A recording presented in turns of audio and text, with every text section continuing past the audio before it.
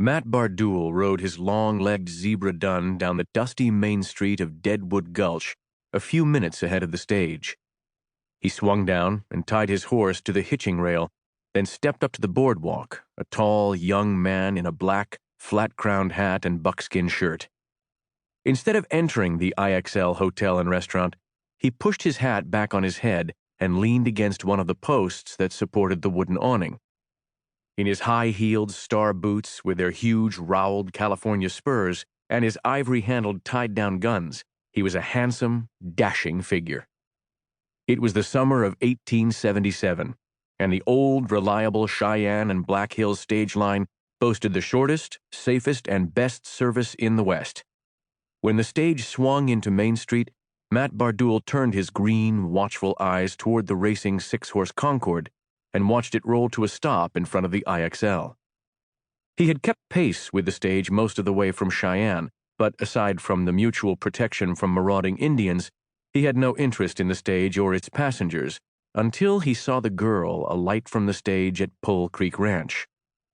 He was lifting a match to the freshly rolled cigarette when he saw her, and he looked past the flame into her eyes, and something seemed to hit him in the stomach. He stood there, staring, until the flame burned his fingers.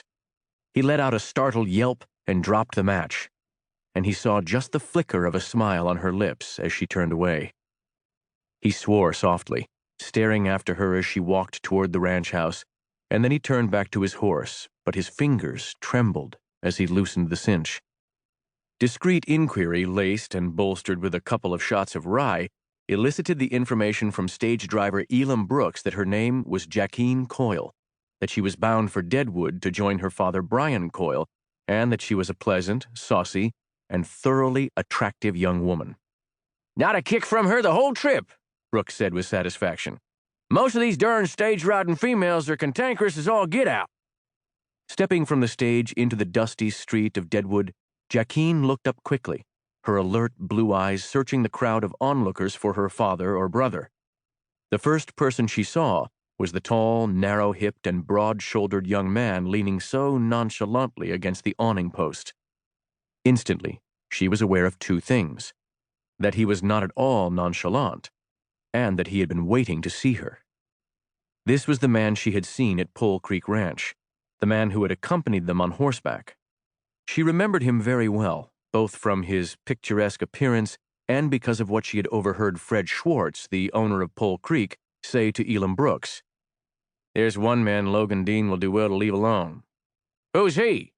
"Name's Matthew Bardoul. He's a Breton Frenchman, Maine-born but raised in the West. He was in the wagon box fight." "The hell you say?" Brooks turned to stare. "Then he's the same Bardoul that killed Lefty King over at Julesburg." "He's the one, all right. Nice fella to have for a friend, and a bad one with whom to have trouble. If he's riding on to Deadwood, you won't be surprised by any Indians.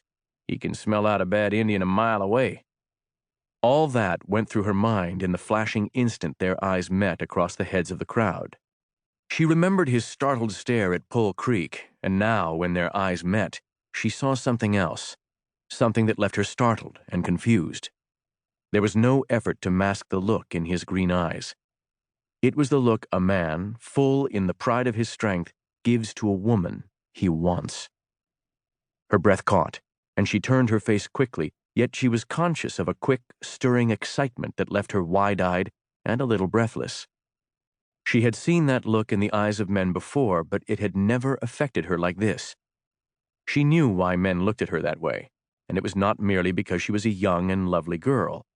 It was because there was something in her shapely, rounded body that even the voluminous clothes could not quite conceal, something in the way she walked, and some of the same feeling in her eyes that she now recognized in the eyes of Matt Bardoul.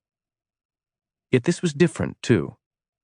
There was something in the lazy negligence of him as he leaned there, the cigarette between his lips, his eyes upon hers, something that went beyond the handsome darkness of his face, the lean strength of his body, or the hard, strong maleness of him.